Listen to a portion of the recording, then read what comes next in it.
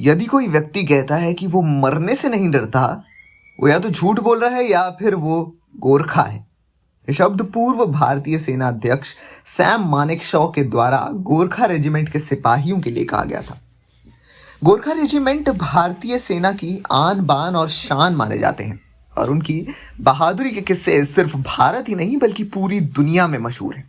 तभी तो उन्हें दुनिया के सबसे खतरनाक और सबसे जाबाज सिपाहियों में शुमार किया जाता है। हमारी भारतीय सेना में गोरखा रेजिमेंट को बलिदान का दूसरा नाम माना जाता है, क्योंकि देश पर जब भी कोई बड़ा संकट आता है तो सबसे पहले इस रेजिमेंट के सिपाहियों को याद किया जाता है।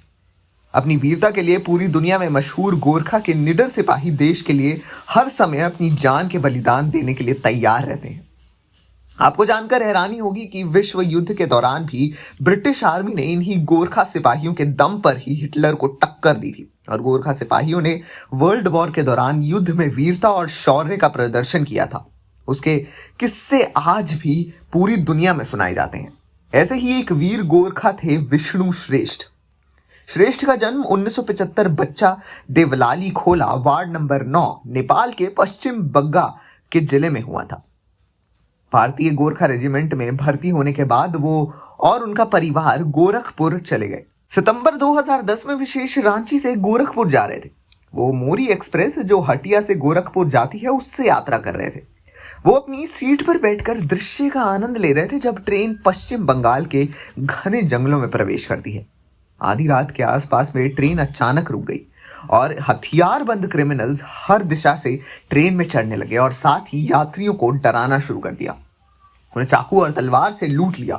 उनमें से लगभग 40 आतंक के सौदागरों ने बाकी लोगों के चेहरे पर चाकू लहराकर उनसे गहने, लैपटॉप से लेकर घड़ियां चुरा ली।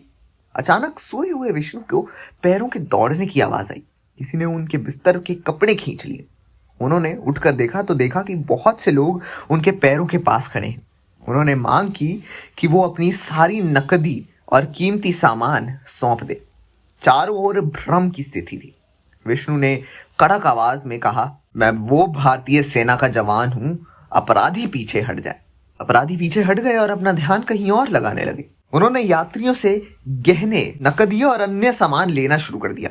विष्णु ने उन लुटेरों से तब तक कुछ नहीं कहा जब तक लुटेरों ने एक 18 वर्षीय लड़की की ओर ध्यान नहीं दिया और उसके माता पिता के सामने उसके साथ सामूहिक बलात्कार करने का प्रयास नहीं किया।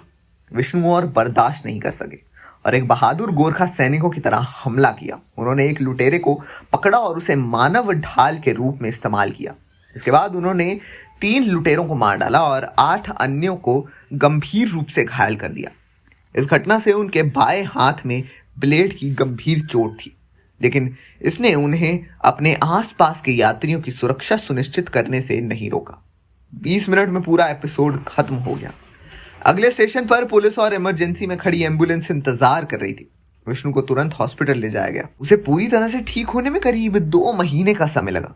पुलिस ने उन चोरों को भी गिरफ्तार कर लिया और उनके पास से 4 लाख रुपए तक की अन्य चीजें मिली। ऐसे ही एक वीर जवान की कहानी होने वाली है शाहरुख खान स्टारर जवान में। तो आपके क्या विचार हैं? हमें कमेंट बॉक्स में अपनी राय जरूर बताएं और देखते रहिए हमारा चैनल बॉलीग्राज स्टूडियोज।